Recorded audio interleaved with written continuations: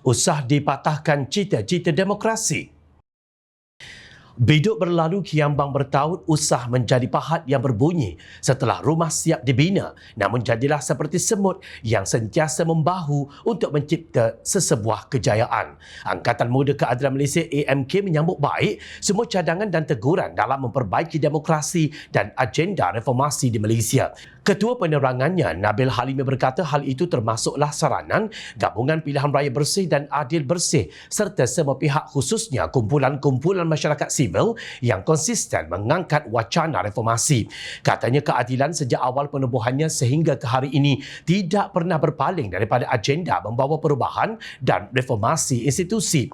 Sepanjang setahun pentadbiran Perdana Menteri Datuk Seri Anwar Ibrahim yang juga Presiden Keadilan bersama barisan Kabinet beliau, tidak sedikit penambahbaikan dan reformasi urus tadbir negara diperkenalkan sesuai prinsip yang diperjuangkan selama ini. Mencapai sesebuah reformasi adalah jalan panjang dan sentiasa berliku. Ada usaha-usaha berterusan yang bertujuan untuk mengukuhkan prinsip asas reformasi dalam pentadbiran negara hari ini, termasuk antara lainnya Prime Minister Question Time atau PMQT di Parlimen selaras prinsip kebertanggungjawaban terhadap kuasa yang diperuntukkan kepada seseorang Perdana Menteri.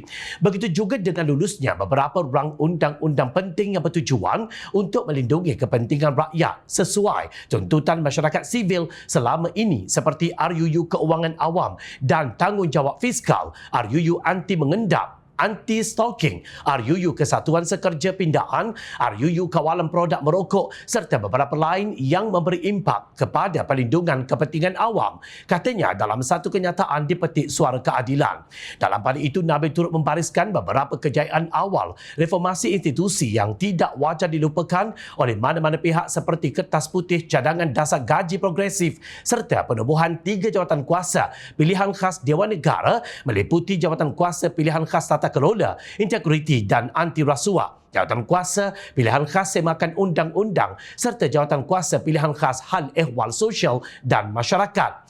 Katanya kerajaan perpaduan juga melakukan beberapa pindaan untuk memperbaiki undang-undang seperti Akta Jenayah Seksual Kanak-kanak 2007 serta pemansuhan hukuman mati mandatori dan hukuman penjara sepanjang hayat.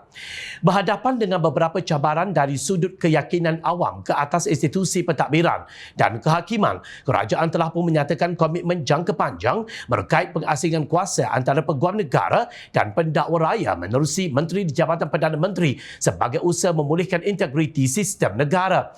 AMK percaya usaha melaksanakan reformasi adalah tidak mudah dan memerlukan semangat serta iltizam politik yang tinggi daripada seluruh barisan kepimpinan kerajaan. Katanya, bagaimanapun tegas beliau, reformasi institusi ini harus dilaksanakan secara berperingkat serta penuh hikmah agar perubahan dapat direalisasikan dengan jayanya dan berkesan serta tidak bersifat populis semata-mata. AMK juga katanya menghormati mana-mana pihak yang mengkritik secara membina prestasi agenda reformasi dalam pentadbiran kerajaan. Namun begitu, kata beliau, untuk menyegerakan agenda reformasi perlunya sokongan daripada NGO terutama yang sebelum ini berjuang bersama Pakatan Harapan sebagai sayap penguat kepada kerajaan.